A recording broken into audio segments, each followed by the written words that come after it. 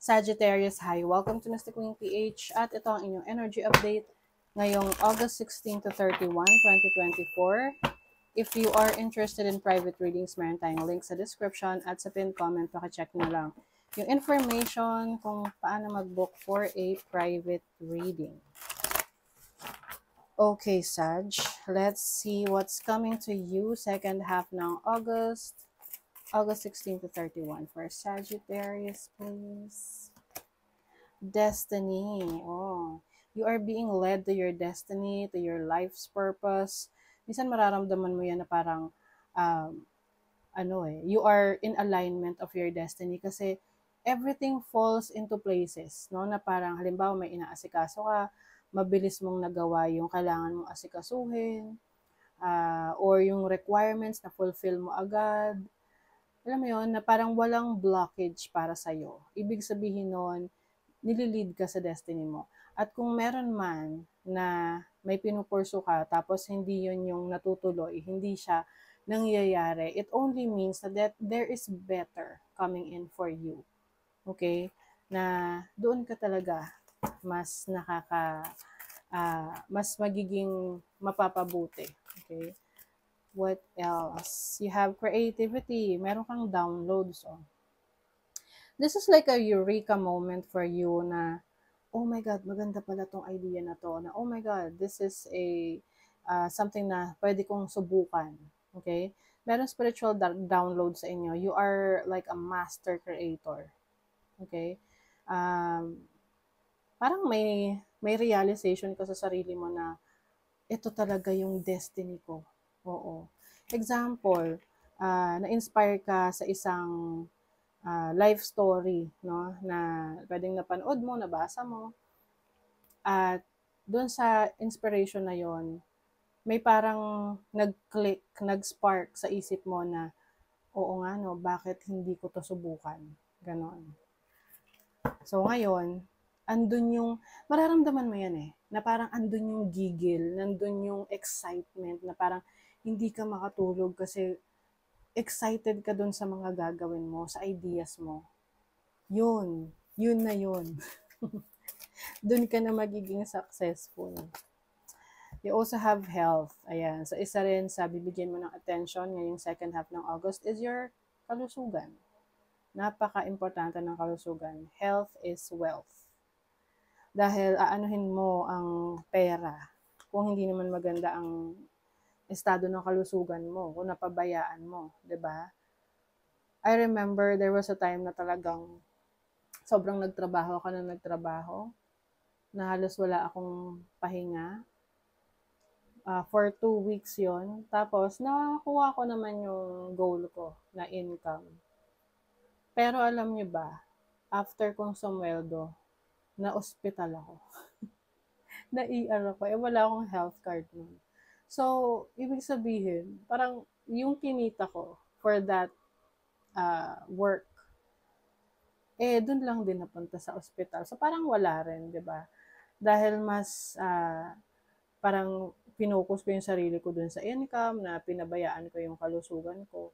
So, this is parang life's lesson siya, na minsan sobra tayong, sabi nga ng matatanda, sabi ng nanay ko na, naghangad ka ng kagitna, isang salop yung nawala. Oo.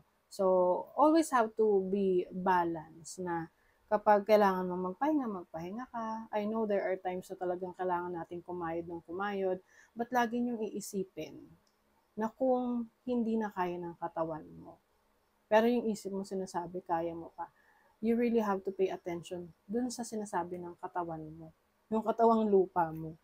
Oo. 'Di ba? Health is wealth. Number 1. Hindi tayo magiging productive, wala tayong magagawa kung tayo may sakit. Let's see your overall energy. 9 of Cups. Wow. This is recovery. So, yung iba sa inyo, naka-recover na kayo from a challenging situation sa health ninyo.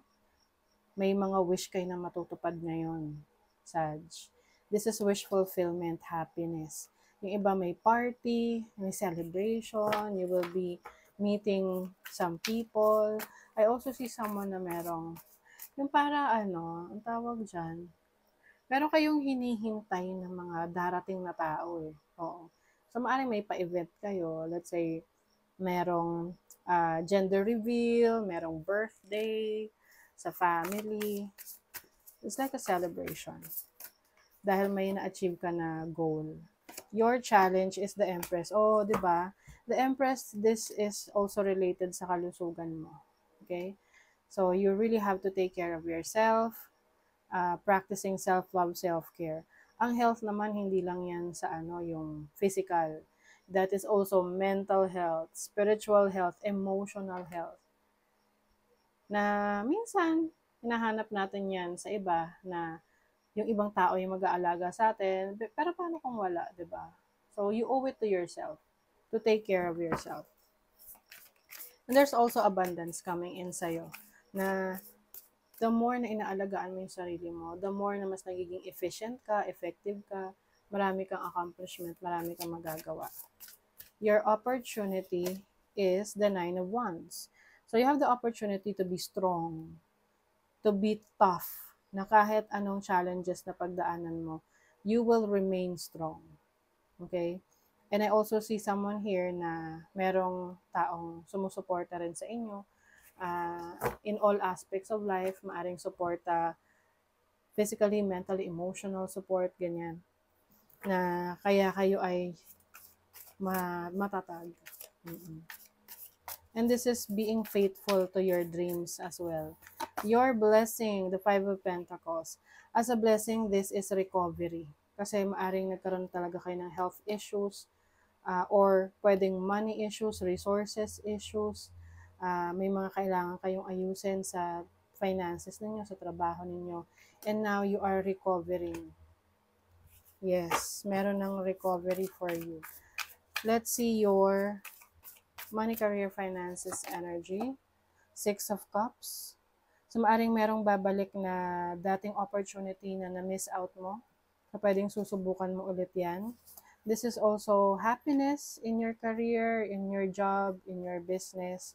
You have the 4 of Pentacles. So, maaring meron kayong goal sa pag-iipon na ma-achieve nyo na.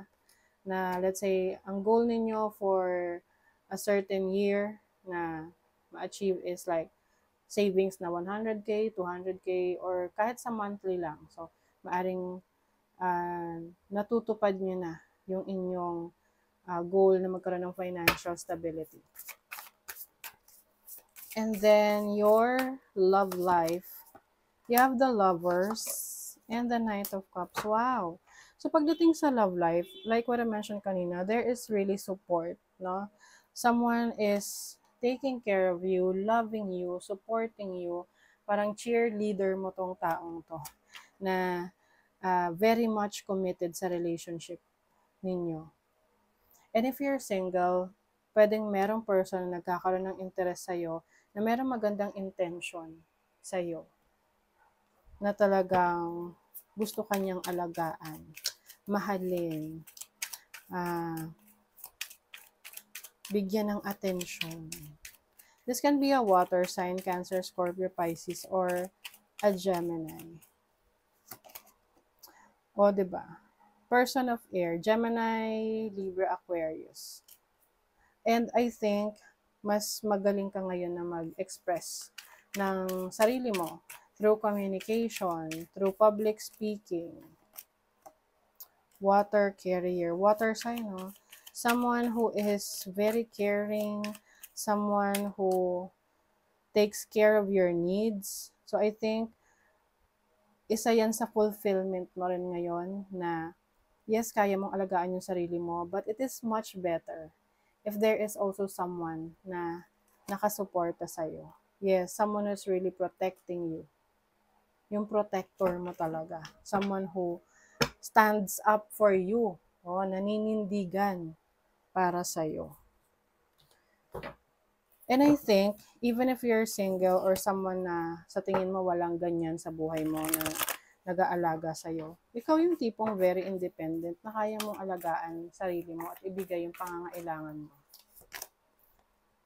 Work through your fears. Ayan. So, kung meron kang mga takot, inhibitions na baka hindi mo kaya, yan ay i-improve mo. I-overcome mo yung takot mo na yan. Go for it. Oh, new moon in Aries. This is a new beginning coming in for you, Aries. Sagittarius. Kasi new moon in Aries eh. Aries energy is someone na very action-oriented. So, maaring meron kang susubukan na new opportunities. Take a reality check. Full moon in Capricorn. You will also be more practical din sa mga decision making mo, sa mga actions mo na gusto mo may patutunguhan yung iyong effort na ibibigay, whether this is a relationship or sa career, business, or sa trabaho mo. Okay? So that is your reading, Sagittarius. Thank you so much. Bye!